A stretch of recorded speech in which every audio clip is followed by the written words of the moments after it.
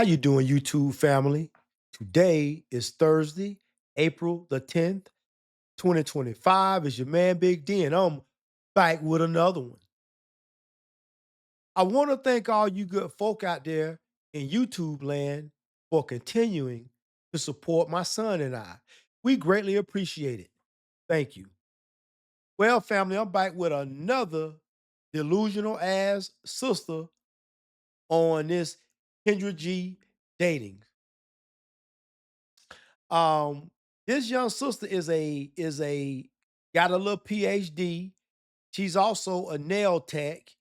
So she's found a way to kind of like verge converge doing people nails while talking to them, giving them therapy. So okay, I can go with that. That's a pretty cool little niche. Women like to get their nails done, and if she's good at doing that, and then she's also a licensed, psychologist, yeah, that would be cool. So nothing wrong with that. But here's my problem with this young lady. She is a mom with two kids from two separate dudes, and her expectations of what she believes that she deserves is off the goddamn Richter scale. But family, let's go through this and you can hear it for yourself. Is by two men, was married, is divorced. What kind of man you looking for? I'm looking for a man that pay attention to detail, a man that is patient, generous, and um, know how to know his role as a man. Okay, so let's start with this whole generous thing. What does that mean exactly? Generous? Because to me, you are saying to me when I think of generous, it's you want me to part ways with my money. And okay, so what do I get for that? And don't tell me I get that beat up box because you gave that away to two other dudes. So and you procreated with them at that. So don't tell me that's what the exchange is. My good lady, how what you know, what do I what you know what I'm saying? Okay, so will you separate? Will you part ways with your resources? Will you part ways with your resources? Like know what he's supposed to do without me having to coach him on what to do. Okay. What are your deal breakers? Ooh, child. So, my deal breakers are lazy man, men that suffer from a lot of issues, childhood issues, PTSD, men that are not willing to go the extra mile. Like if I need something done, you should be able to do it without me having to. Okay, so basically what she mean by going the extra mile, it means kissing her ass and being a mind reader a little bit too. So in other words, if she needs I don't know, a brake job done on her car and it costs $1,000, she in her mind, if you want to kick it with her, you ought to be able to go on ahead and just handle that. That's basically what she's saying. Tell you I need it done. So those are my deal breakers. A man that has too many children. And I know that sounds crazy because I have been a stepmother before, but I don't see myself, dealing with a man with a lot of children, especially when I want more. Okay. So you want more kids. Okay, ma'am, you already got two kids. You want more kids? How old are you, ma'am? I think they said it earlier in the beginning of the clip, but I didn't go back that far. But she looks to be probably, you know, mid 20s, 30s, but you already got two kids. And you talking about you want more? So he can have two kids like you? Yeah, he can have two, but he's like 5, 6, 7. Oh no, I can't do Yeah, that. yeah, yeah. That's a deal breaker. Yeah, yeah. Should he make a certain amount of money? Uh, he has to make enough to take care of himself first and me and our children, of course, because I feel like I said, I feel like a man should lead my household, and I feel like in order for him to do that, he has to make a certain amount of money, and then especially where you live at. I live in Las Vegas, so. Okay, so what do you mean our children? Because I'm not understanding our children. You mean my children? If I perhaps have children, and let's say my children are grown, they're adults. So what do you mean our children? Because the children that I had that are adults that are grown, well, that means that I don't have any more children. So what do you mean our children? Because ma'am, them your kids because you chose to be a baby mama twice. No, that's your responsibility and they daddies. Don't try to mind mail me and make me believe that oh I should be responsible for taking care of somebody else's offspring while they ain't got to do nothing. You can't be So the making. okay. Go ahead. So the expectation is so you want marriage now, of course. Yes. No? Yes? Yes. Okay. Uh-huh. So was that the expectation for your children's dads too? Yes. Eh, the only difference between like, now and when I dated years ago, is growth, growing up wanting different things. And my ex-husband was older than me, so my expectations in my 20s is not my same expectations in my 30s.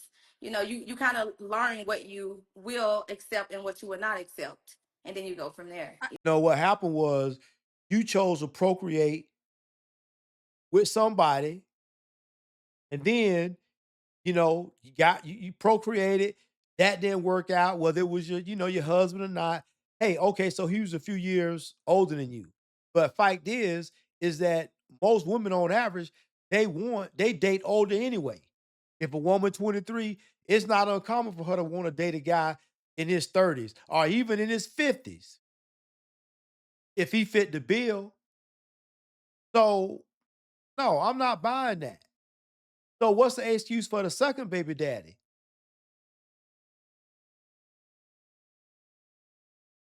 you know I absolutely agree. But the expectation is for him to be a provider for your two other kids too? yes, because if he has children, I'll be provided for his children too, Okay, so so when it you goes mean both ways. provider, you just mean as an emotional or financially? Emotional, financial, everything. I feel like he should be a provider. I run into a lot of men that don't want to provide. No, you run into a lot of men that are not going to part ways with their money on somebody else's seed. Listen, I ain't got nothing against your children, man. Your children haven't done nothing to me. But if you think that I'm going to provide 100% for your children just to be with you, and man, really and truly, you not all of that. I mean, you average at best. So what you bringing to the table? Okay, cause you got you got your doctorate degree. Okay, so so you got a crafty little gimmick you got going. You know what I'm saying? You do nails, but then you do therapy while you doing the nails. Okay, fine. But that still don't sway me or motivate me or will convince me to want to part ways with my money on somebody else's kids. And ladies, that's a problem. A lot of you ladies that have children from other men, when y'all start dating the new guy, y'all expect the new guy to be responsible for you and your children. And that's just not the way it works. It's not fair. And to sit up for her to say, for her to sit up and fix her mouth to say, oh, well, because I feel like he should be responsible for my kids' fight, because I would do the same thing for his kids. You're right. You're right. Cause you do a trinket here and there. You get a little birthday gift here and there, Christmas gift here and there. Man, that ain't the same when a man is supplying for your children that are not his 100%. Man, it ain't even right to even ask nobody or have the expectation that that is the right thing. A lot of a lot of men that I do run into, they want women to um, be do 50-50. Like, okay, I like we are working together. Okay, that's one thing, but they actually want a woman to do just as much as them, and that's just not what I'm accepting. I'm not accepting a man that feels like, he don't have to come to the table providing. So you want a sucker. You want somebody that'll come. You want a beta male. You want one of them dudes that's making all this money that can damn near for sure do better than you, but come in and rescue you and then take care some children that ain't even his. And if he feel like that, hey, I'm not willing to do that. Oh, you're not a provider, man. That's that gaslighting bullshit, family. That's that gaslighting bullshit. So just because a man don't want to take care of somebody else's children, oh, he's not a provider, man. How is he not? How is he not? Because one thing about me is I'm going to bring something to the table, and I'm going to work with you, but at the same time I want you to already know that you're going to be a provider if you're coming into my life. Okay. Uh-huh. Now you got a divorce. What happened there? So with my divorce, ooh, Was your husband?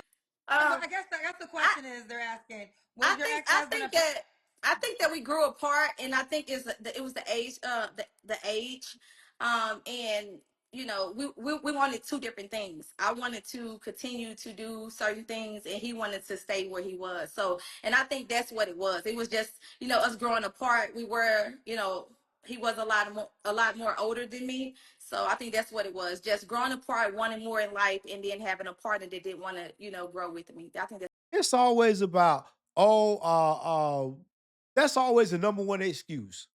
Oh, we grew apart. Oh, I wanted to move and take my life in a different direction.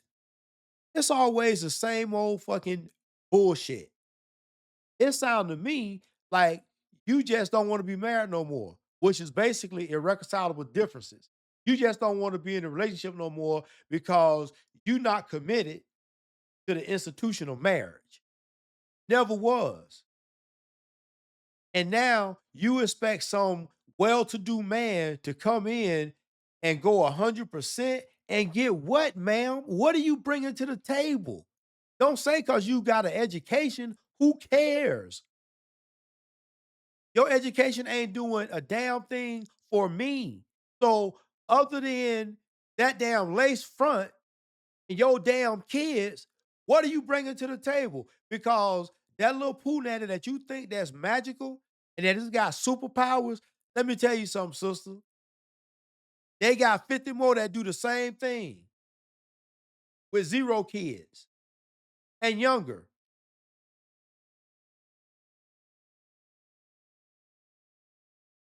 But you would much rather pay it. Okay, so right now you paying 100% of the bills. If you brought somebody in, even if they went 50-50, man, hell, man, shit. If your rent is $1,000 and you go 50-50, that's $500. So if for the entire month, your monthly bills is for your household bills is perhaps, I don't know, $4,000, and you got somebody to help that with you, you only gotta come out of pocket with 2 strikes. That's a win for you. You ladies don't even want to do that. You got these crazy ass expectations. You think that a man gonna come in and take care of you and your kids from somebody else. Why ain't them other dudes taking care of their kids? Those who that's who rightly so should be taking care of them, at least from a financial standpoint, at minimum. that's what it really was. Okay. And was he the father of one of your children? Yes. Okay. And he was a provider? Did he fit that role? Yes, he Okay. was. Okay. Cool. All right. So that's what I say I've learned from the show. There are men who are okay with being providers. Two things. I mean, a lot of men that are when they're looking for wives to have children. I mean, a lot of men who are willing to provide in that accord, right? Uh-huh. So these are men who at times are looking to start a family, so they're willing to provide in that way. Then I would say I don't think what you're asking for is unrealistic. I understand from the woman's perspective, but the caveat has to become is the man has to make enough money to provide, right? Kenya, you a damn lie. You know, on average, in mass, ain't no man, the kind of man that she thinks she deserves, is gonna come in mass just getting chicks that already got kids, that already got 2 kids at that. Now let me tell you something. If she a stunner and she banging, baby, but she gonna have to be she gonna have to be at least a 9 or 10. But anything short of that, man, come on, be realistic. Kendra, what's so special about this lady? What's so special about your guest? I mean, she just look like the regular degular black girl to me. So why would I be okay with coming in, taking care of her and her kids that's not mine? How does that benefit me and my generational legacy?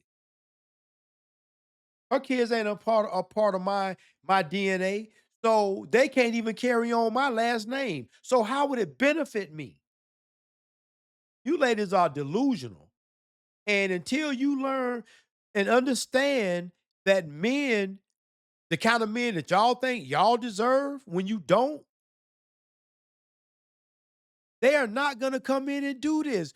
You are spinning your wheels. You are wasting your time because if you have not, it's clear that no men are checking for you because you wouldn't be on this crazy app. You wouldn't be on this dating show. So clearly, nobody's checking for you. So what makes you think somebody gonna be checking for you on this dating app? Other than some pookies sprinkled in here and there. I ain't gonna say all the dudes on there, shaky, but some of them are pookies. But you know, but for the pookies, you gotta have the thoughts on there. You gotta have the Tatianas on there. You know what I'm saying? So that's what you get when you look at that's what you get when you come on this show. I don't know. I've seen more women with crazy ass expectations on this show than I mean, it's just crazy. Than any. You turn on, listen, you click on every one of her shows, you got crazy, delusional women that's talking crazy. On one of her shows, she had this a grandma in her 60s, done been married like 5 times, talking about, oh, the men did this, the men was that, oh, they was all abusive, this, that, then take zero accountability and then she talking about she's a pastor. A pastor done been married 5 times. What kind of church you a pastor over?